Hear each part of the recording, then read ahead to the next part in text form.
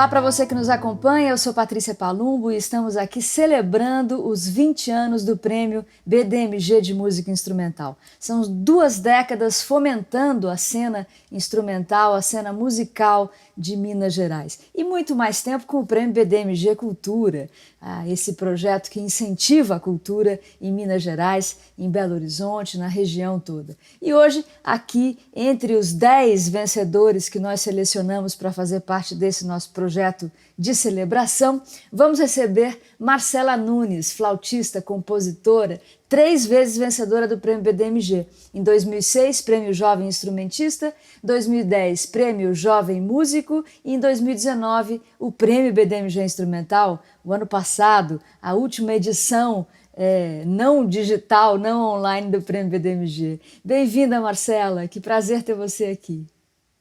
Prazer é todo meu, Patrícia. Muito obrigada. Marcela já está com a flauta na mão aí, né, querida? Tô com a flauta, companheira de Sempre, né? sempre. Tá sempre com ela.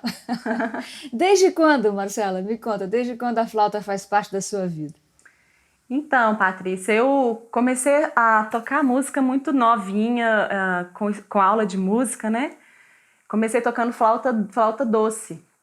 E aí fui o tempo, durante anos, até 18 anos eu tocava flauta doce. Essa flauta aqui foi um processo para muitos músicos tarde, né? Eu comecei, vamos dizer, mais velha, assim. Comecei com 18, entre 18 e 20 anos. Então, assim, trabalho com, assim, tocando flauta tem muito tempo, mas passando por essas outras flautas também, principalmente a flauta doce. Muito bom. Mas você tem uma formação acadêmica, né? Isso, tenho. Eu me formei na UFMG, né? Fiz bacharelado em flauta, digamos assim, numa flauta clássica, né? Numa flauta erudita. Mas, paralelamente, eu estava sempre tocando choro já, que é uma outra formação forte minha, né? E o choro faz parte da sua vida de maneira fortíssima, né, Marcela? Como é que é? Tem roda de choro? Você compõe choro? Em que medida que essa coisa acontece? Então, na verdade, assim, desde essa minha história com a flauta doce, eu já tocava alguns choros, mas nunca, assim, até sem saber que era choro mesmo, né? Criança, lá, pra mim era tudo música e não tinha muito essa distinção. E quando entrei no curso de música, um dia um grande amigo falou assim comigo: eu tô precisando de uma pessoa para me substituir numa roda de choro. E eu falei: não, uma roda de choro é um show, é uma coisa longa, eu não toco nada. Mas já lia muito bem e tal. Ele falou assim: não, então toma isso aqui. Ele me deu quatro apostilas, assim, 4 songbooks, vamos dizer assim, tudo de choro, e falou assim: leva isso, que o que você tocar disso vai dar certo. E foi a minha primeira roda de choro. Eu fui lendo tudo, que para uns isso é um crime, para outros não. E eu fui lendo tudo, e aí foi minha primeira roda de choro. Então eu fui meio assim, empurra e vai. E isso já tem muitos anos, eu tinha 22 anos. E de lá pra cá não parei de tocar em roda mais. Tem um disco de choro, que são músicas minhas, junto com meu parceiro. E aí o choro não saiu mais. Como eu falei, eu fiz o curso de música de flauta erudita, mas aí o meu mestrado eu já voltei para o choro também, que eu estudei 3 peças para flauta de um grande compositor daqui de Minas chamado Bellini. Então no mestrado eu já voltei, já fui completamente para o choro já. Muito bom. E para a composição, como foi que partiu para isso? Porque a música erudita te deixa muito fechada, né? Vamos dizer. Você tem muitas convenções. Não são convenções, tem que seguir a partitura, né? Você tem que tocar como deve tocar. Depois Exatamente. O choro também tem suas obrigações, mas ele permite um pouco de improviso, já tem o tal do contraponto. Uhum. Então, a partir daí, talvez a coisa vá se soltando um pouco mais. A composição veio quando para você, Marcela? A composição veio nessa época desse disco, né? Na verdade, o disco foi fruto de um processo. Eu e meu parceiro, que é músico também, o Renato, a gente sempre tocando juntos, a gente sempre já criava algumas coisas, compunha algumas partezinhas e tal, mas a gente tem aquilo de nunca dar muito crédito para o que a gente faz, né? Fala assim, isso não tá muito bom, isso aí não serve. Que é uma coisa que a gente traz muito mesmo dessa música erudita, dessa música clássica, que faz com que a gente sempre toque os grandes nomes e a gente sempre fica achando que não tá bom o que a gente faz, né? Mas você sabe, Patrícia, que eu acredito que a música clássica, ela já foi assim como o choro, em alguma época, sabe? Ela já foi assim mais livre, existem estudos sobre isso, onde a gente, né, os músicos da época, de uma época mais para trás, eles podiam tocar mais livre, eles podiam criar suas próprias cadências, seus próprios improvisos. Isso é uma coisa que a gente tem, que a gente sabe que era assim. Então, não sei se dizer agora ao certo ponto, onde a música erudita, a música clássica, ficou um pouco mais engessada, né? Criaram esses cânones, essas regras que a gente não pode quebrar e tudo mais. E o choro, ele traz isso pra gente. O choro é uma coisa muito livre, ao mesmo tempo que ele tem todas as regras dele também, como você falou, de convenções, de obrigações. Ele é um campo muito fértil de criação de um músico. Mesmo tocando o choro de uma outra pessoa, você consegue ver que o músico está livre para poder criar outras coisas dentro, né, dali. E eu tive muita influência da escola portátil de música, que é a escola do Rio, onde eu fiz alguns cursos e a gente meio que criava as coisas em cima dessas regras de números de partes, o choro, tons, tom na parte A, tom na parte B. E aí a gente se sentia entusiasmado para poder criar seu próprio choro de uma forma mais leve, como um exercício, como um treino. E aí eu comecei a criar choros, assim. Todas as minhas primeiras músicas são choros. É a partir daí que eu fui seguindo para outras coisas. Pô, a gente tem que lembrar sempre que a música clássica, num certo momento histórico, era a música popular, né, Sim, Marcela? a música popular. Totalmente. E você falou da escola portátil, eu lembrei de Luciana Rabelo, cavaquinista maravilhosa, compositora, uma das idealizadoras, né, da Casa do Choro no Rio de Janeiro, e que agora está digital, aliás. E ela estava me contando outro dia que quando ela tocava com Elisete Cardoso, por exemplo, ela era a única, jovem a beça, mas a única mulher entre todos os músicos que acompanhavam a Elisete. E a Elisete dava maior bola para ela, assim, dava maior espaço, apresentava ela com destaque, tudo isso, porque ela entendia a importância daquilo, né? Como é para você hoje, 2020, ser uma mulher instrumentista, uma mulher no choro, uma mulher compositora, uma mulher que já ganhou 3 prêmios BDMG, afinal de contas, né? Você acha que mudou muita coisa, melhorou? Como é que tem sido isso? Olha, Patrícia, eu acho que mudou sim. Eu acho que a própria Luciana Rabelo, outras instrumentistas abriram muitas portas, sabe, para nós. Mas a gente ainda tem que abrir porta demais e às vezes, muitas vezes à força, muitas vezes se protegendo de muita coisa. Quando eu comecei a tocar choro, nessa época que eu disse para você que eu fui lendo tudo, sem saber o que era roda de choro, sem saber o que era choro, eu era a única no meio de um monte de homem também. E isso é uma coisa sintomática da nossa música. É um meio predominantemente composto por homens, ainda mas cada dia menos. Então isso é uma coisa boa. Uhum. Existe eu acho que a música popular, tirando assim, a gente tem muitas cantoras, né? Mas instrumentistas é um meio ainda muito masculino, sabe? Talvez como a forma como tudo é feito. A música, ela não é masculina, a música é uma coisa que cabe em todos os gêneros, né? Mas existe um modo de ser feito as coisas e tal. Então, assim, eu sinto muito isso. Eu já me sinto muito mais incluída Mas eu acredito que a gente ainda pode melhorar muita coisa, sabe? E a gente tá aqui para isso, para dar força umas para as outras, né? Quando a gente vê uma outra mulher tocar, a gente se sente mais fortalecida, a gente se sente mais representada. E eu acho que essa representatividade que é o grande ponto, assim. A gente vê uma mulher tocando bem, ocupando espaços que antes a gente só via homens. E mais ainda, ela ocupando espaço porque ela toca bem, porque ela é muito boa naquilo. Isso é muito bom. É bom, né? Realmente dá uma alegria, né, na gente, demais, além de tudo. Quentinho do coração. Marcela, vamos falar do prêmio para sua carreira. O que significou lá no princípio, por exemplo, ganhar aquele primeiro prêmio? Você era muito menina ainda. Qual foi o que aconteceu com você a partir daquilo?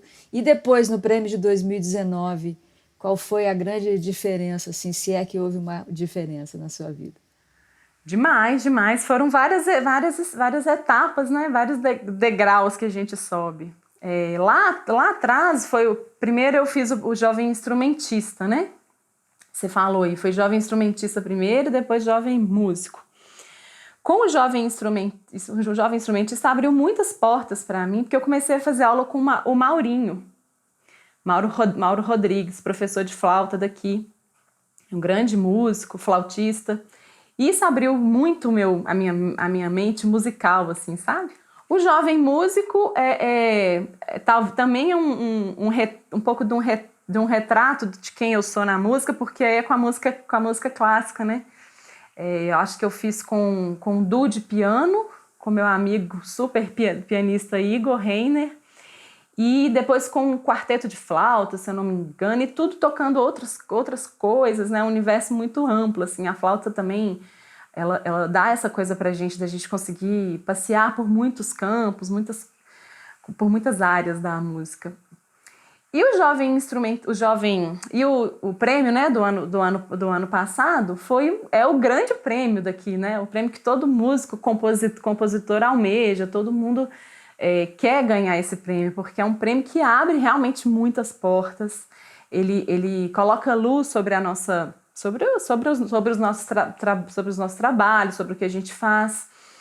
Ele também, antes de você ganhar o prêmio, ele já faz uma grande coisa, que é te impulsionar para você criar, para você compor, para você ensaiar, para você montar o seu grupo, para você gravar aquilo ali. Então, ele, mesmo que você não ganhe o prêmio, ele já move muita gente. Ele move toda essa classe dos músicos para poder ir em torno dele, né? Então, assim, quando você ganha esse prêmio, um prêmio que abre portas demais. A gente, só de você ter um espaço para você sair do seu estado e poder tocar em São Paulo, por exemplo, já é uma grande coisa, ainda mais dentro de um Sesc Consolação, dentro de um projeto desses que é grande, é um palco lindo, é um palco... É quase uma lenda aquele palco, né? Quase um espaço sagrado da música. E é o sonho de todos, assim, todo mundo quer tocar lá, com uma estrutura impecável, com equipamentos de som impecável, com vídeos, com áudios, com tudo. Então, assim, e tem um upzinho, que não é um upzinho, que é uma coisa muito linda, que a gente ainda tem a oportunidade de convidar um músico que a gente gosta, que a gente admira, para poder tocar com a gente. Isso aí assim, eu acho que talvez seja é uma coisa que move muita gente também, porque eu mesma tenho vários músicos que eu admiro demais, e a gente tem essa oportunidade de tocar com eles, de convidar eles a tocar com a gente aqui e vão tocar com a gente lá também. Quem que você convidou? Foi o Teco Cardoso. A gente tem no Brasil flautistas, instrumentistas no seu instrumento de grande projeção, né? Pixinguinha, por exemplo, tocava flauta. Uhum. Hermeto Pascoal toca flauta. Teco Cardoso, como você falou. Carlos Malta, do Pif Moderno, que toca todas as flautas que você pode imaginar. A maravilhosa Léa Freire. Maravilhosa, né? Ídola. Como é para você? Quem são entre esses nomes todos os que te influenciam? Se são todos eles e mais alguns? Como é que a flauta brasileira soa para você?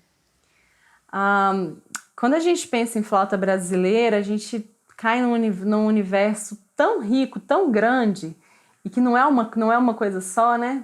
Talvez a gente tenha Pixinguinha como nosso guru máximo, nosso guia, que foi um cara muito, muito além de um músico genial, assim, a gente conhece a história dele, foi um grande homem.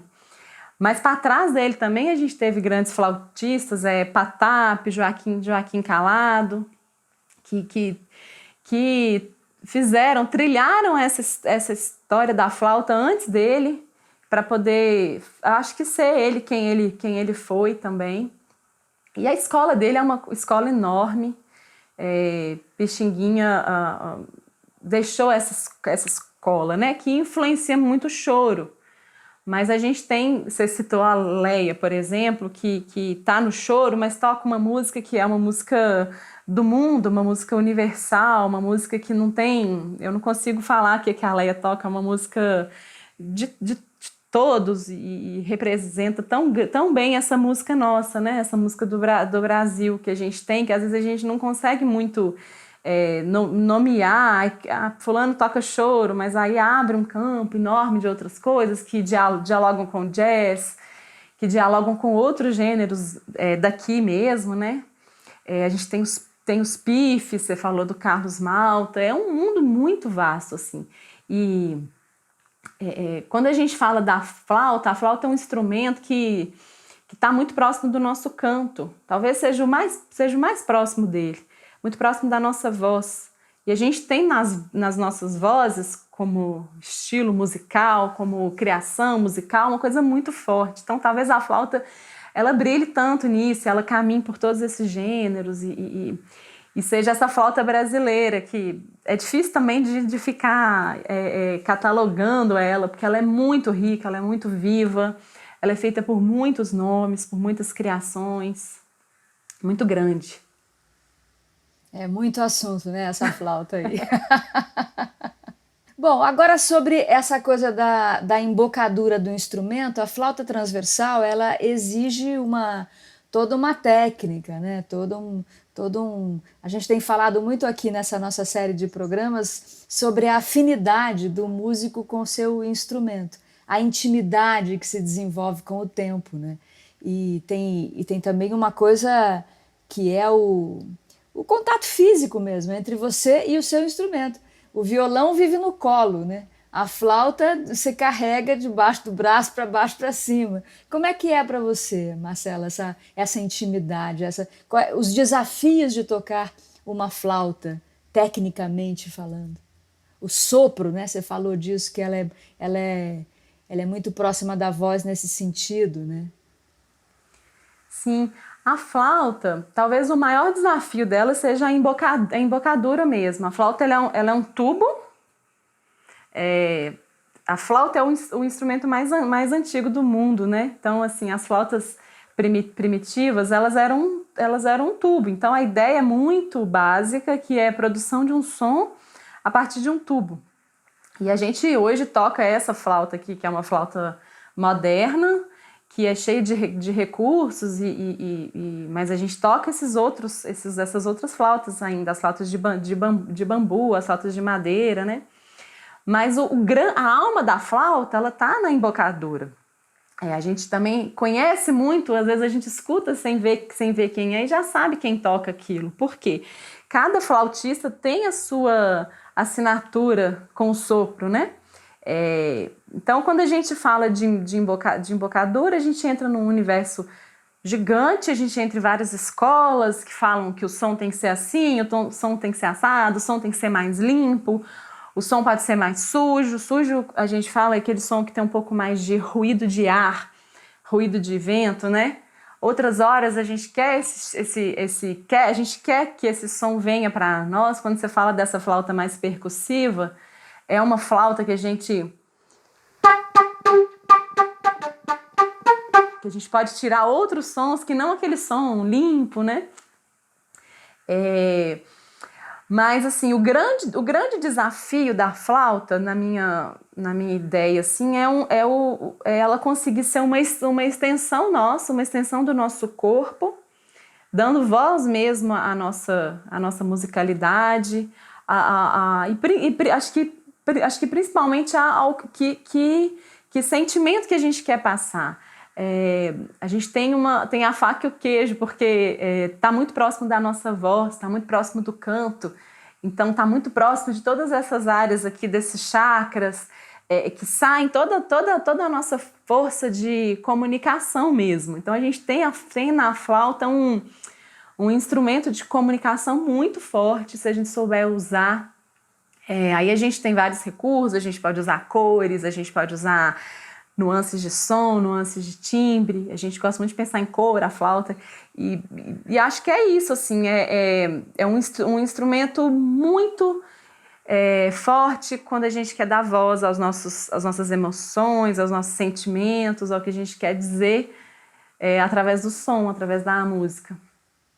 E tá ligado a essa coisa da respiração, né? Do ar, né? Então você, sem dúvida nenhuma, imprime emoção, né? Porque é como quando a gente está falando, você está muito agitada, você fala muito rápido, né? Ansiosa, angustiada, ou se está passando uma sensação de doçura ou de calma, tranquilidade, isso tudo está impresso aí. Sim. Marcela, faz um som pra gente ouvir, faz alguma coisa aí pra gente. Faço, vou tocar uma música que eu compus pro meu filho, João. Vou tocar um trecho. Que a gente já conhece ou é uma coisa nova? Essa você já conhece, eu toquei no show do Sesc. Ótimo.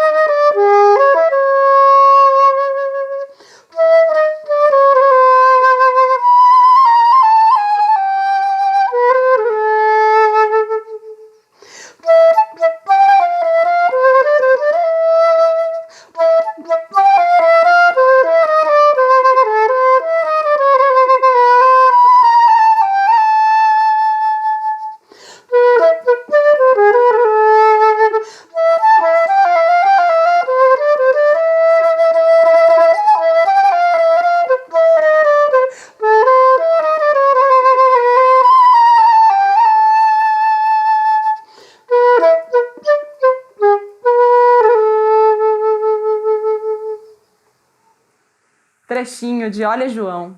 Marcela, em que grupos você está neste momento? Eu sei que tem o quinteto, né, com a Luísa. Sim. E aí é um lugar onde temos o quê? 3 mulheres, né? 3 ou 4 mulheres? 4. 4 mulheres. 4 mulheres. Natália Mitre, Luísa Mitre, Camila Rocha e eu. Eu tenho um grupo de choro chamado Choro Nosso, que é um grupo que a gente criou em 2012. Ele chama Choro Nosso porque a gente começou tocando músicas, tocando choros daqui de Minas, de autores daqui de Minas. A gente via que existiam muitas criações, muitos compositores compondo chorinhos. E a gente quis criar esse grupo focado nisso, para tocar as obras daqui. Não que a gente não tocasse clássicos do choro também, mas a gente colheu muitas coisas feitas aqui. É um trabalho lindo, assim, que tem muita coisa, muita gente criando, muita gente compondo choro. E é o grupo que eu tenho, assim, a minha banda. O grupo que eu tenho mais fixo, assim, né, também. Além do trabalho com a Luísa e o trabalho meu, assim. Eu já passei por outros grupos, mas o que eu tô agora são esses. Quando você fala choro mineiro, o choro mineiro ele tem um acento próprio, um sotaque próprio? Ai, Patrícia, eu acho que tem sim. É uma coisa que merece um estudo maior, mas eu acho que harmonicamente ele brinca por outros campos. Também dialoga muito com ritmos daqui de Minas, ralango, undu. A gente dialoga um pouco com essa musicalidade nossa, com esse canto nosso, com essa coisa das serestas. Eu acho que sim. Consegue fazer um pedacinho de algum pra gente entender esse calango aí, esse calango no choro, alguma coisa Vixe, assim? será que eu vou saber algum de cor agora aqui? Um trechinho, só uma linhazinha melódica pra gente entender. Tem uma do Bellini Andrade que chama Queimadinho, que é ele chama de um cateretê. A gente toca ele um pouquinho mais chichado, sabe? Ver se eu vou conseguir lembrar agora.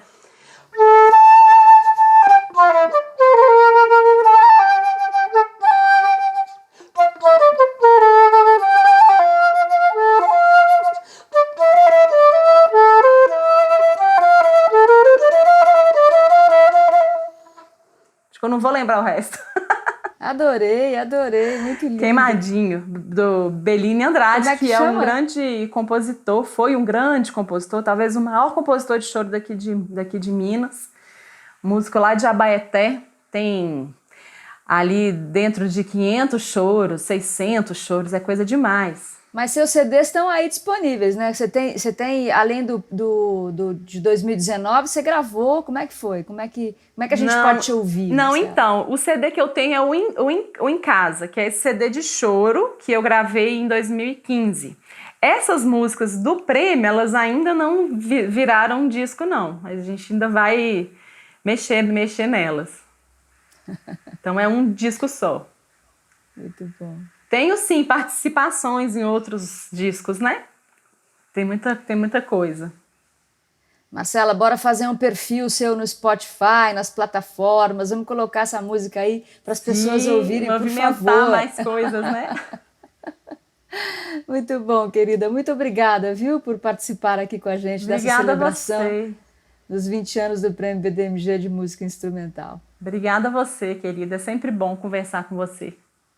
Que delícia. Tivemos então hoje Marcela Nunes, flautista, compositora, Prêmio BDMG Instrumental 2019, em 2006 Prêmio Jovem Instrumentista e em 2010 Prêmio Jovem Música, podemos dizer assim. Obrigada, Marcela, foi um prazer. Que agradeço. E a gente segue aqui com a nossa série, são 10 entrevistas, 10 músicos vencedores do Prêmio BDMG de Música Instrumental. Estamos aqui celebrando os 20 anos desse prêmio tão importante para a música brasileira, para todo o país. Muito obrigada, continuem conosco.